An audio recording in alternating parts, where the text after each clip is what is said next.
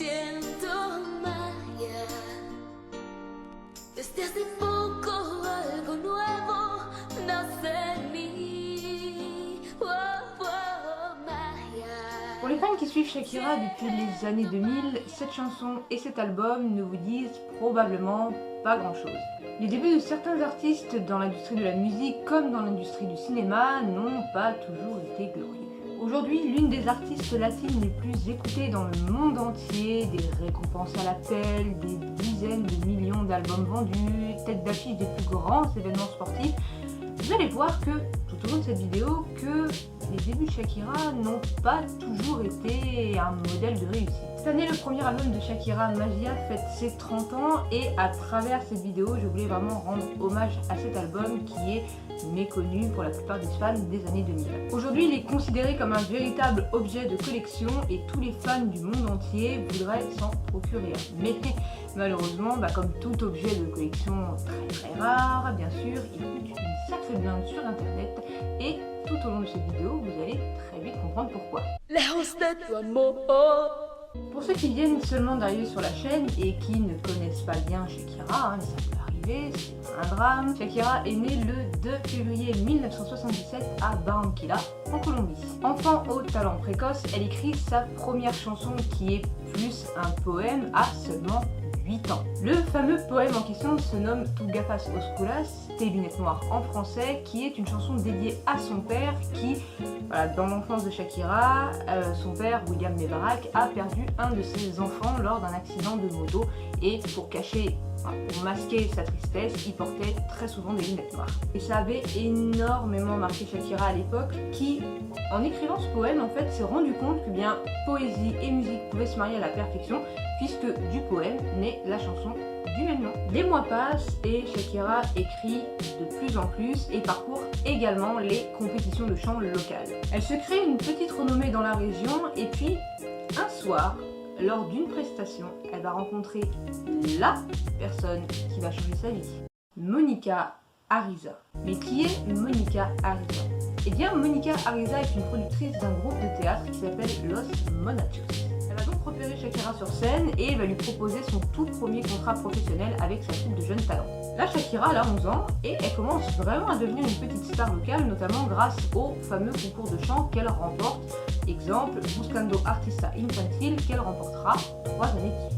À la suite de tous ces concours remportés, Shakira fait gonfler sa renommée dans le pays, ce qui fait que Mónica réussit à obtenir une audition auprès d'un des promoteurs de chez Sony Music qui était de passage dans l'hôtel El Prado à Barranquilla. Piero Varga, donc le fameux promoteur de chez Sony Music, accepte de rencontrer Shakira et lui fait passer sa première audition. Shakira va chanter a cappella et danser sur une de ses chansons de son répertoire.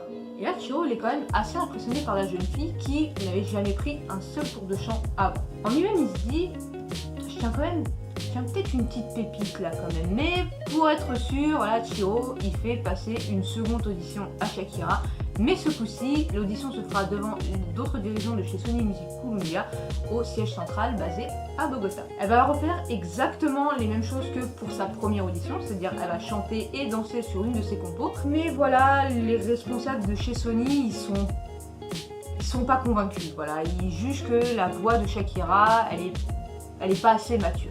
Mais ils saluent tout de même la façon dont la préadolescente se présente, la confiance dont elle fait preuve et sa force de caractère. Ils ne vont pas donner suite tout de suite, mais ils se laissent quand même le temps de la réflexion. Et quelques semaines plus tard, Lejos de tu amor. Sony décide finalement de lui laisser sa chance en lui signant un contrat de 3 albums, à savoir donc Magia qui sortira en 91, Peligro en 93 et l'album qui changera sa vie, Piel d'Escazos, qui sortira en 1996.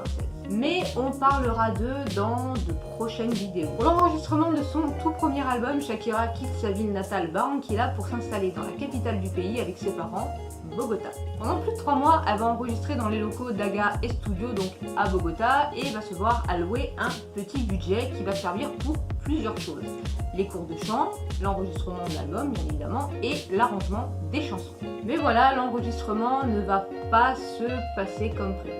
Un représentant de chez Sony a avoué que Globalement, l'enregistrement s'était bien passé, mais là où ça coinçait un petit peu, c'était au niveau de Shakira. En fait. Il paraîtrait que voilà, Shakira, elle était un peu capricieuse et voire même têtue. Là, il faut quand même se mettre un petit peu à sa place. Voilà, Shakira, au moment de l'enregistrement de Magia, elle avait 13 ans, elle ne connaissait rien dans ce milieu avant. Voilà, elle se retrouve avec des centaines de personnes autour d'elle qui la dirigent un peu dans tous les sens. Shakira, elle avait des idées pour cet album, elle avait des idées bien précises de ce qu'elle voulait. Mais voilà, Sony avait les pleins pouvoirs de production et malheureusement, c'était les producteurs qui décidaient de tout. C'est pour vous dire à quel point Sony avait les pleins pouvoirs sur cet album. Shakira, elle avait le droit sur rien, en fait, vraiment quasiment rien. Elle pouvait même pas choisir les chansons qui allaient faire partie de l'album. Elle ne pouvait même pas choisir la structure rythmique du disque. Voilà, toutes les décisions étaient prises sans elle, en fait. Lejos de tu amor. Malgré les pleins pouvoirs de Sony sur la conception de l'album, Magia réussit quand même à refléter la personnalité de Shakira. Il comporte 8 titres qui abordent tous des thèmes différents comme l'adolescence ou encore l'amour. Ça va du poème pour son prince charmant dans Sueños, de la célébration de la danse dans Esta noche voy contigo ou encore de la tristesse dans Tu gafas oscuras. Globalement, Magia est une palette d'émotions qu'a vécu Shakira avec son premier amour, Oscar Prado. Et un premier amour, ça marque les esprits. Pour Shakira, Magia est une sorte de livre puisque pratiquement toutes les chansons de l'album racontent la fraîcheur des premières expériences amoureuses avec ce jeune homme ou encore des rêves d'une jeune fille ou des histoires que lui narrait son père quand elle était petite. Les 8 titres de Magia ont été principalement composés par Shakira alors qu'elle avait entre 8 et 11 ans et sont pratiquement toutes des ballades pop.